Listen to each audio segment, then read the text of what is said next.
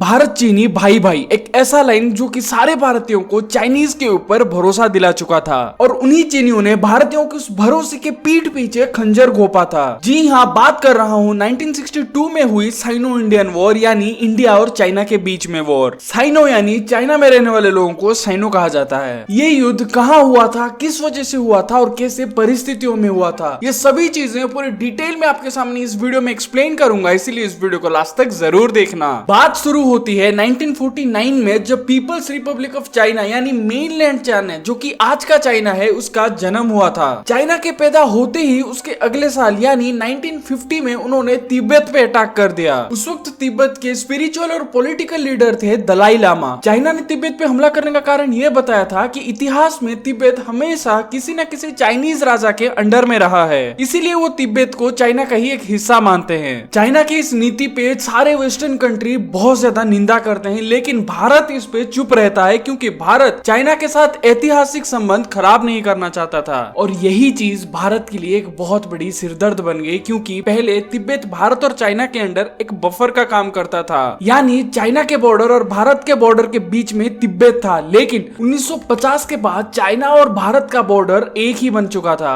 और ऐसे में शुरू होती है अनबनी। इन सभी वाद विवादों को मिटाने के लिए 1954 में इंडिया और चाइना के बीच में पंचशील एग्रीमेंट साइन हुआ था और उस एग्रीमेंट में पीसफुल कोएग्जिस्टेंस जैसे 5 नियम और भी थे। इसका मतलब यह है कि भारत और चाइना एक दूसरे के ऊपर कभी हमला नहीं करेंगे, एक दूसरे के अंदर पीस बनाए रखेंगे। और ऐसे में भारत तिब्बत को चाइना का हिस्सा मानता है और कभी भी अंतरराष्ट्रीय मंच पे चाइना के खिलाफ कभी बोला ही नहीं। और इसी एग्रीमेंट के बाद वो नारा शुरू हुआ था, भारत चीनी भाई भाई। लेकिन भारत और चीन के बीच युद्ध होने का मेन रीजन है बॉर्डर डिस्प्यूट। चाइना और भारत के अंदर दो ऐसे एरिया थे जो कि डिस्प्यूटेड एरिया थे। पहला है अक्साई चीन और दूसरा है नेफा एरिया। अगर नेफा को सरल भाषा में कहा जाए तो आज के अरुणाचल प्रदेश। भारत हमेशा से ही अक्साई चीन को अपना हिस्सा मानता आया है, लेकिन 1956 में चाइना ने एक रोड कंस्ट्रक्ट कर दिया जो कि अक्साई चीन के अंदर से जाता था और यही बात भारत को पसंद नहीं आई, इसीलिए भारत इस पे आपत्ति जताता है। और ऐसे में वाद विवाद भारत और चाइना के बीच में गर्मा चुका था। इसी बीच 1959 में तिब्बत के लोगों ने फिर से प्रोटेस्ट करना शुरू कर दिया चाइनीज के खिलाफ, लेकिन चाइनीज लिबरेशन आर्मी ने उन सभी प्रोटेस्ट को जबरदस्ती बंद कराया और उन लोगों पे बहुत ज्यादा अत्याचार भी किए। ऐसे में तिब्बत के पॉलिटिकल लीडर दलाई लामा भाग के भारत आ जाते हैं और भारत उनको शरण भी देता है। ऐसे में भारत चाइना से नाराज था क्योंकि वो लोग तिब्बत के लोगों पे बहुत ज्यादा अत्याचार कर रहे थे और चाइना भी भारत पे नाराज था क्योंकि भारत दलाई लामा को शरण दे चुका था। ऐसे खराब रिश्तों की वजह से 1959 से 1961 तक जब बॉर्डर पे पेट्रोलिंग किया जाता था, चाइनीज आर्मी भारतीय आर्मी पे गोली चला देते थे। ऐसे में बहुत सारे भारतीय जवान शहीद हो जाते थे और चाइनीज आर्मी ने तो अक्साई चीन और अरुणाचल प्रदेश के बॉर्डर पे अपने पोस्ट बनाना शुरू कर दिए, जबकि पहले वहाँ पे कोई पोस्ट नहीं था। ऐसे में उन सभी गतिविधियों को रोकने के लिए भारत ने अपनाई फॉरवर्ड पॉलिसी। फॉरवर्ड पॉलिसी यानी चीन ने जहाँ पे भी अपने पोस्ट बनाए हैं बॉर्डर पे, उसके पास में ही भारत ने भी अपने पोस्ट बनाना शुरू कर दिया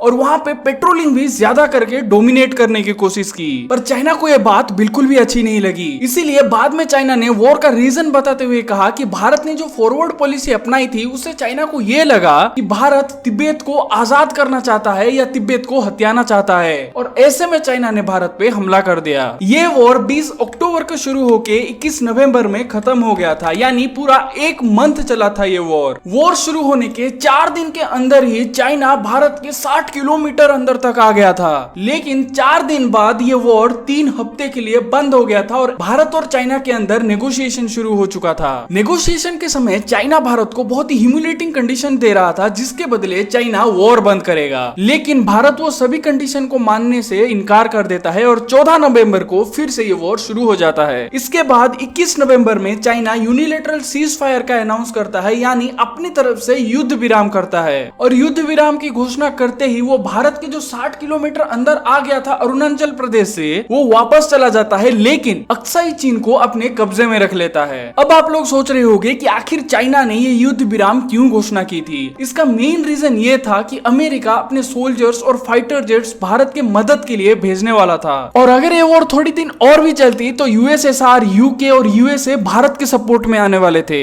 ऐसे में इन सभी को देखते हुए चाइना ने युद्ध विराम की घोषणा की थी और ऐसे में खत्म हुआ था इंडो चाइना वॉर। अब आप नीचे कमेंट सेक्शन में बताइए कि आपको क्या लगता है भारत की किन गलतियों की वजह से चाइना भारत पे भारी भारी पड़ा था। और अगर आपको ये वीडियो इन्फॉर्मेटिव लगती है तो इस वीडियो को लाइक जरूर कर देना और ऐसे ही इन्फॉर्मेटिव और एंटरटेनिंग वीडियोस के लिए चैनल को सब्सक्राइब जरूर कर देना। मिलता हूँ आपसे नेक्स्ट इंटरेस्टिंग और धमाकेदार टॉपिक के साथ, तब तक के लिए टाटा बाय बाय।